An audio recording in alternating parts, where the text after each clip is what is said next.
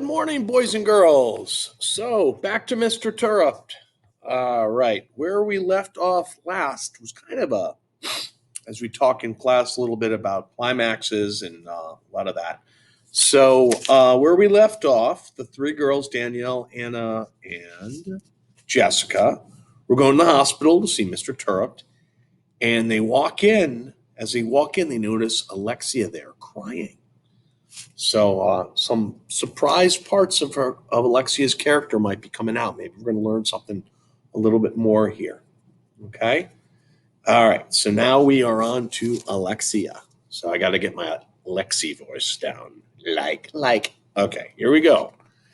There was no way I could stay away forever, especially after hearing Luke say he'd been to the hospital. I didn't have a dad to take me, and my mom was waiting tables from noon to closing time every day of the week now. This made it easy for me because wasn't anyone at home to say, "Where do you think you're going?" or "You aren't going anywhere." But I was still scared. I made my mind up and rode my bike there one day after school.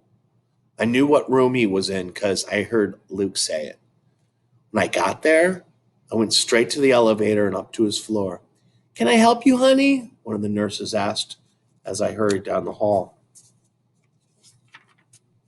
I didn't look at her. I just shook my head and kept going until I found the room. I walked in. My hands flew to my mouth. I knew Teach couldn't move, but I hadn't expected him to be hooked up to so many tubes. I stood frozen for a long time. Slowly, I found the courage to tiptoe closer to his bed. "Hi, Teach," I said. It's Lexi." Already I fought back tears. "I'm sorry. I'm so sorry. I shouldn't have been mean to you. I wanted to hate you for saying those things to me. But you were right, Teach." I knelt next to his bed and pulled his blanket in my fists. Then the big tears came. Raindrop tears. They poured from me. I couldn't help it. I cried like I used to when Mom and Dad would fight. I sobbed for a few minutes before I wiped my face on his covers. Teach just looked like he was sleeping. Was he really going to die? "I'm doing better now, Teach.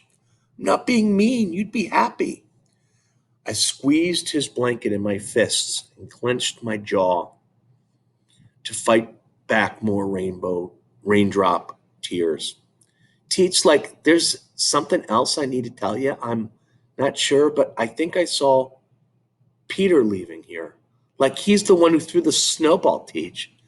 I know he didn't mean it. I didn't want this to happen. He loves you. All of us do." I dabbed my eyes with his blanket. I cried more now. I kept talking to him. "Peter hasn't said anything in school. He hasn't talked to anyone. Not a word. But no one's trying to talk to him either. He did throw the snowball, even if he didn't mean for it to hit you. So it's still his fault." I felt bad for Peter. Everything was such a mess, and I had so many mixed up feelings. I had my face hidden in his blankets when I felt a tap on my shoulder. I looked up, and Jessica was there, and so were Danielle and Anna. I hugged them. I told them I was sorry, and then it was over. All of a sudden, I had three friends. Teach helped me, even in his coma. I missed him so much. He had to wake up. I had never felt so happy and sad at the same time before.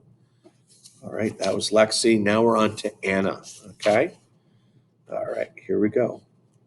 Anna. Charlie is Danielle's 27-year-old single brother. He's the one who dropped Danielle off at my house, and he's the one who arrived to pick her up after our hospital trip. He didn't get out of his red truck and come to our door because he didn't need to. Danielle was ready. Next time I'll keep her busy, so he has to ring our doorbell. Thanks for taking me tonight, ma'am, Danielle said as we stood on the porch. You're welcome over any time, Danielle, Mom said. Love it if we could draw together. Danielle smiled at that idea. See you tomorrow, I said. We hugged. Thanks, she whispered. We watched her walk out to the farm truck with the dented door. I held my breath with hope for the entire long minute. Then I was rewarded. Charlie turned his head and looked back. I saw him smile and friendly wave, a wave that Mom gladly returned. I walked to my bedroom and sat on my bed, suddenly exhausted. Mom sat next to me. Quite an afternoon, huh? She said. Yes, I said. Poor Alexia. No dad for her either. Everybody's got a story, Anna. I lay down and rested my head on my pillow. Mom lay down next to me. Is Mr. Turrup going to be okay? I asked. I don't know, honey, Mom said. I sure hope so. She wrapped her arm around me and I started to cry. Is it my fault? I asked. Mom sat up. Is what your fault? Mr. Turp lying in bed. Anna, how could it possibly be your fault? Mom sounded shocked. Because I'm one of the kids who got Peter mad enough to throw that snowball. Anna, you listen to me. She sounded almost mad now. Look at me. Her eyes narrowed on mine. You didn't throw that snowball, nor did you force Peter to throw it. I'm not sure whose fault it is that this happened, or even if it matters. But I do know it's not yours. Do you understand me? I just want him to be okay. I know, honey. Me too. I never thought I'd have the courage to ask my mom the next thing that came out of my mouth. But my feelings just poured out after seeing Mr. Turp like that. Do you ever blame me for what happened to you all those years ago? Blame you? Is it my fault that you were ostracized? Anna, honey, please tell me you're not being serious. I didn't say anything. My goodness, Mom placed her hands on my cheeks and spoke softly. Anna, I consider myself lucky to have you. I would endure all that pain again in an instant so that I could have you. I've never blamed you, nor will I. You're everything to me. A tear fell from Mom's face and landed on mine. I've always been afraid you'd end up hating me for bringing you into this situation, Mom said. You're the best mom ever, I said. I love you. I love you too. Mom bent forward and we hugged.